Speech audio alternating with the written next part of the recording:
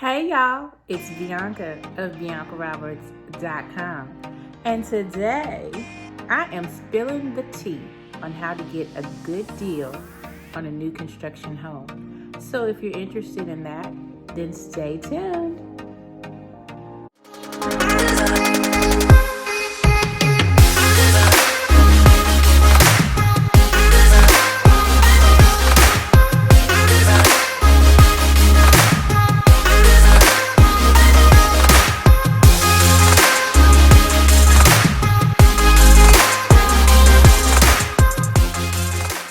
Hey, so let's get into it. Now, before I give you my tips, I'm going to tell you a little bit about me. I worked in the builder realm or the builder world for about 10 years. I started off as what they call a sales coordinator for a nationwide builder. Now, child, I wouldn't coordinate no sales. That was basically code for office flunky for the sales team. So I was an admin or a support person, and I did everything as low level as get breakfast for the sales meetings, all the way up to analyzing commissions and making sure that the salespeople got paid the correct commissions. So that was my first position in the sales world. Then my second position with the sales world was basically a number cruncher. And I was responsible for making sure that the incentives and the things that the sales team was giving away still made the company profitable. So I was the one that would put the smack down on contracts if someone was giving away too much money or, an incentive that they shouldn't have. And then my next position was where I was recruited away from that company, and I went to run the closing department for a builder. Absolutely hated it. Hated it. I did it for about 8 months, and I hated it so much that I quit and was like, this is not for me. And then I went into sales. So I've had a long kind of winding road through the builder world. So the information that I'm going to share with you is not something that I just picked up from doing a couple of deals with the builder. In 2019, I closed 24 new construction home sales. So again, this is not just information that I think sounds good. So number one is a way for you to get a good deal: buy an inventory home. So an inventory home just basically means a home that's complete. It's in the builder's inventory. They're ready for somebody to buy that home. Now, there are a lot of production builders here in Houston, Texas. And by production builders, I mean that these are not like custom homes. They have 800, 900, 1,000 units that are sold per year. If a builder is doing that much, that's a production builder. So they're not really technically kind of custom homes, but what happens is a buyer will walk in, they will see a finished home, and sometimes they're like, hey, I want this house right now, sign the contract. The reason that the builder will give you a good deal on something like that is because they do not want to carry these empty homes from month to month. There are builders who specifically have in their strategy that they're going to build a certain number of inventory homes so that when the builder season or the buying season comes up, they'll have a number of homes already ready to go for people to move in.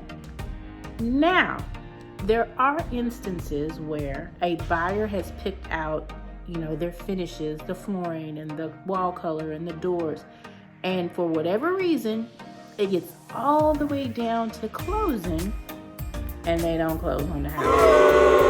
Now, it could be for a variety of reasons, but then that home is kind of stuck, so to speak, where the builder has built it. They were thinking they were going to have that income and it was going to close, and now they're stuck with it.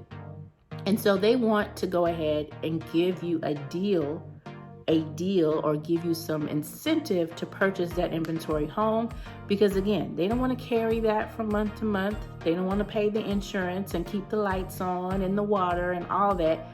They're ready for that home to move. So if you are somebody who knows that you can pay Uncle Joe with a 6-pack to change something that's not that major in an inventory home, then I would say go ahead, buy that inventory home, pay Uncle Joe to change the colors of the walls or to rip up the carpet and keep it moving. Number 2, use the builder's lender. Now, this one will be sticky with some people because what happens is realtors will work with buyers, and the very first thing that they tell you is to get approved. Now, that's smart business. That's been preached for years and years and years. Go ahead and get pre-approved so you know your buying power. I'm not saying by any means that you do not need to get pre-approved or just check out how much you may be able to afford. But here's the thing. When you use the builder's lender, they have an extreme incentive to get you approved, and they will throw everything in the kitchen sink at you to use their lender because they have a vested interest in making sure that you'll actually get approved and that you'll be able to close on the home. Also, most builders who have an in-house lender, that's an affiliated business with them.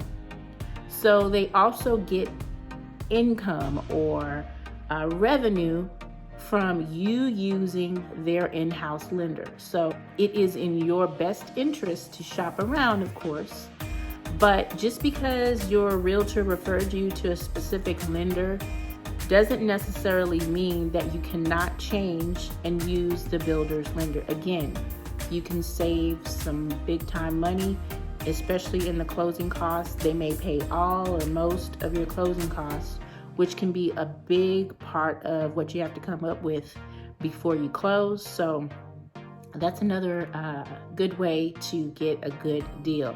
Number 3, negotiate on upgrades. So this kind of goes back to the inventory that I was talking about. Obviously, if you walk in and a home has been completed, but there's some things in it that, would be helpful for you to have. Like maybe you don't like the front door, or maybe you don't like, the fact that it doesn't have a sprinkler system.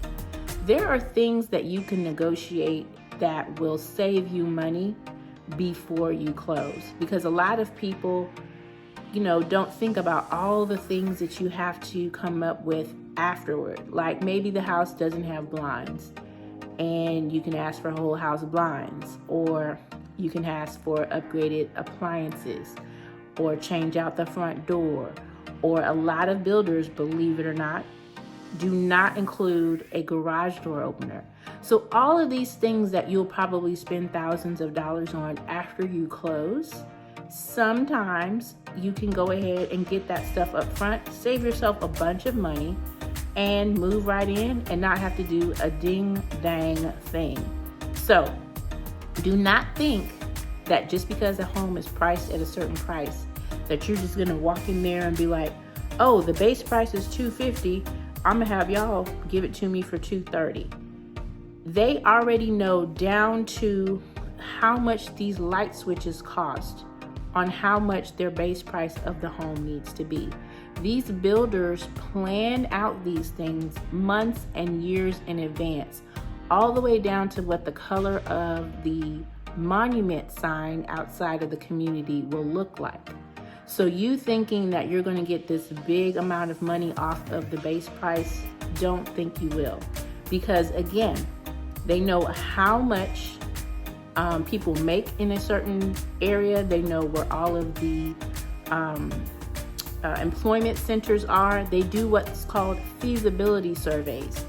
So before they put up a particular neighborhood, they know, okay, this is at the minimum what we need to make on these homes, so they know what those prices will be. So again, try not to think you're going to get some big discount off of the price of the home, you would do better with negotiating the things that you want as upgrades afterward. And my last tip is not necessarily a how to get a good deal, but I want to dispel this idea that if you go and you visit a builder and the builder tells you, hey, just cut out your realtor and we'll save you a bunch of money. Again, these builders already know how much profit they're going to make on a particular home. And when they are pricing these homes, they already include the potential for sales commissions to be paid to realtors. So honey, don't get it twisted. Don't think that just because you go in and you don't include your realtor on it, that they're going to pass on all of these great savings to you, because it's not how it works. So if you are the type of person who does not like your realtors, putting their name down and then your realtor drives off and says, okay, have fun. I mean, there are realtors who do that, and that make you feel like they don't deserve a commission. But go ahead and tell your realtor up front, like, if I sign this contract with this new home builder, I'm going to want you to walk me through or hold my hand step by step. Because I have found in my 10-year career and the last 3 years working as a sales rep that was a common complaint with buyers. They were like, Bianca, I love you. I like working with you. My realtor didn't do anything. I don't think they deserve a commission. But I want you to rethink that idea that just because you don't have your realtor listed down, that the builder is just going to automatically just cut a whole bunch of money off. You would do better with communicating with your realtor and how you expect the experience to be. And potentially your realtor might give you some kind of, bonus or something after the deal closes, because they know that most of it they couldn't do. Like your realtor doesn't work for the builder. They can't kind of counsel you on how much the flooring is going to be and all of these things. That's really the builder's job. So as a realtor, there's a lot of it that they really can't do, but they can hold your hand, walk you through the process, and make sure that they have a good relationship with that builder and go from there. So I hope this is helpful to you, and I want to see you back here next week. Follow me on all my socials. All right, have a great one.